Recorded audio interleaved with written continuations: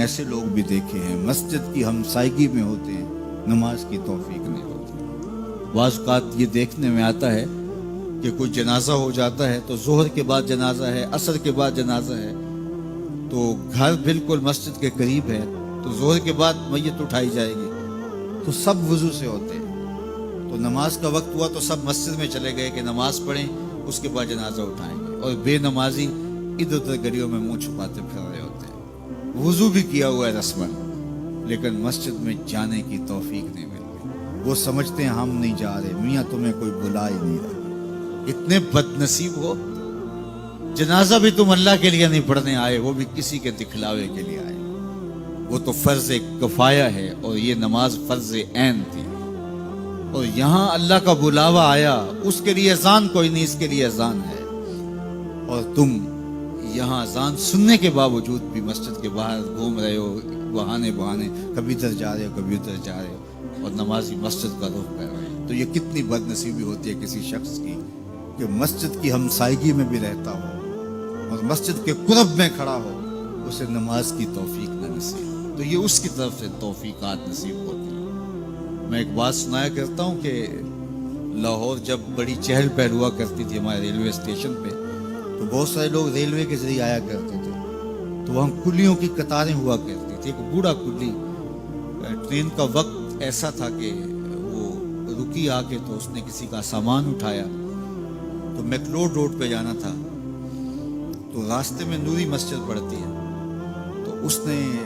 کہا قریب آ کے کہ بابو جی میری نماز اثر رہتی ہے، تو ذرا 2 منٹ کے لیے رکیے، میں نماز پڑھ لوں۔ تو اس نے کہا ٹھیک ہے، سامان رکھا اور بابا جی اندر نماز پڑھنے چلے گئے۔ نماز ذرا اعتدال کے ساتھ پڑھتے تھے، رکوع و سجود اچھے طریقے سے کرتے تھے، اور یہ بار بار ٹائم دیکھتا ہے اور کبھی اندر جھانکتا ہے، تو بابا جی ابھی رکوع میں ہیں، کبھی سجدے میں ہیں، کبھی قیام میں ہیں۔ یہ کہتا ہے کہ میں جی مصیبت میں پھنس گیا کہ بابا جی نماز نہیں چھوڑ رہے۔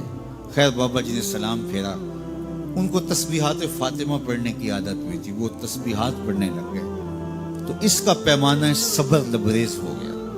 وہ جہاں جوتے اتارتے تو وہاں جا کے اندر جھانک کے کہتا بابا آ بھی جا، تینوں کیڑی شے باہر نہیں آن دیندی۔ تو بابے نے یوں پلٹ کے دیکھا اور مسکرا کے کہا پتر جڑی شے تینوں اندر نہیں آن دیندی۔ وہ نہ بلائے تو بندہ قرب میں بھی کھڑا ہو تو اندر نہیں جا سکتا۔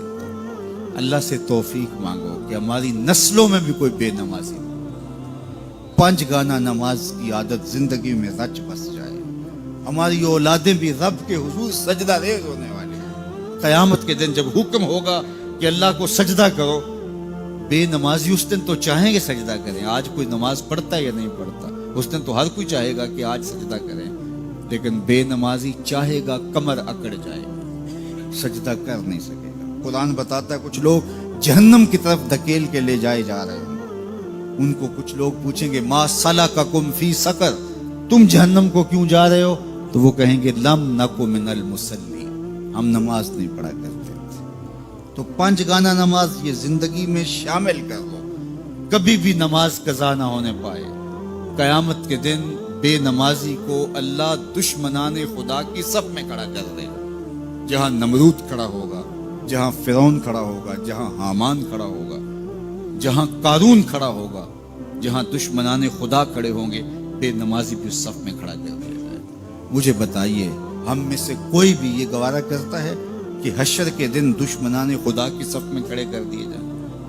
یا کوئی خاتون یہ گوارہ کرتی ہے کہ رسول اللہ صلی اللہ علیہ وآلہ وسلم کی راہوں میں کانٹے بچھانے والی ام جمیل کے ساتھ کھڑی کر دی جائے؟